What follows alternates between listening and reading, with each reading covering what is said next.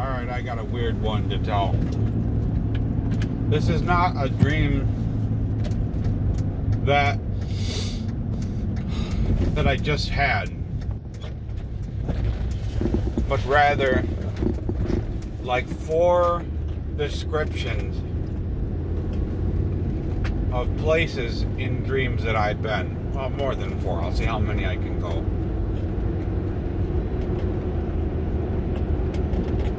And I've been to these places on more than one occasion in my dreams. There is a place in one of my dreams where I get a job working for Padnos, which is in real life is a scrapyard, metal recycling, paper recycling facility company. And when I get to this place, it's almost like a Star Wars gigantic metal building in a desert. And for as far as the eye can see, it like at the beginning, if getting past like the large metal fence, entering into this sandy wasteland is just scrap metal, junk parts, just as far as the eye can see. And there's a conveyor belt that runs up to this sorting room where I'm gonna be like sorting through what's garbage and what's metal. And the word is that there will never be an end to this work. The second dreamscape, there is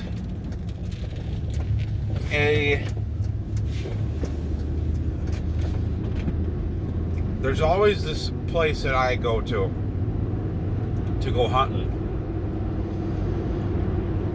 And it's in the middle of I'm only ever hunting in like the middle of the night. It's winter. And on this property, I've got my rifle. And I'm sitting in a tree stand. And the moon is out so bright in the sky that there are like this, instead of it being dark, like it's darker, but instead of it being like dark out, it's more of like a blue. The sky and the moon are like very blue. Snow and everything. And I'm sitting in my tree stand,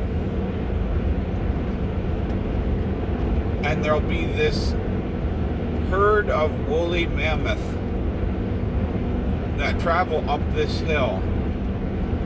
They go up the hill and then they go down the other side out of sight. And then I hear a wolf howling. And it's like this.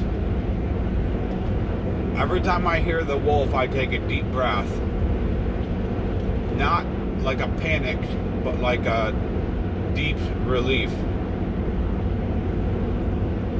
And then eventually, after I don't see any deer, and I never kill one, after I don't see any deer, I'll get down and I'll go inside this like community house. I can't explain the house. The house layout is very 90s-esque. It's got like old appliances, very plain white walls, popcorn ceiling, linoleum tile floor. like an old TV, everything. And every time that I go there, I'm supposed to be meeting somebody else. There's supposed to be like several people camping there and hunting with me. But when I get back, they're never there. The third place that I've gone to throughout the years, I have opened up like this community center where it's this great, again, it's like this 90s, 2000s building. It kind of reminds me of the way, like, the rubber mats. Remember back in school, if you were in gym, the way that the rubber mats used to smell? Think of, like, that smell. Let that give you, like, an idea of the smell and, like, the feeling of the air. Well, then there's this, the building opens up, there's like different rooms and stuff, but there's this big gymnasium area where, think like, they have like a pit at like a skateboard park where like you're walking along and then there's a ramp that goes down and you're inside of like a cavity almost. Think like hardwood, like gym floor, but then all throughout that little pocket there are these great big, like, soft pillars, like maybe like 8 feet by 8 feet squares that are coated with that rubber mat material, and they're like spaced evenly all throughout this little cavity area. And the idea, of course, in the dream I've got like super strength and flying abilities. The idea is to get a running start and jump all the way through all of the different pillars from one side to the other. And once you get past that, you go outside and there's like this tropical area where there's like a lazy river almost. There's palm trees on either side going all the way around the whole entire theme area.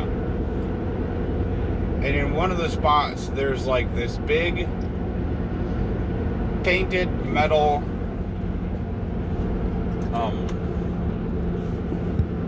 sprayer head. It kind of sprays down in like a cone shape, and you can go in there and just be in that water. Like the edges you'll be wet, but in the middle you'll mostly just get like a mist.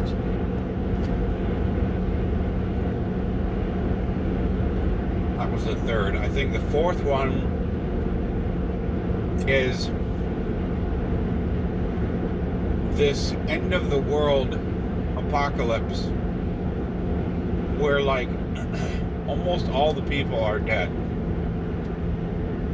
but somehow in all of it there's this really, really crummy arcade that we come upon that's still running, still has electricity, still has food, still has games. And when you go in there,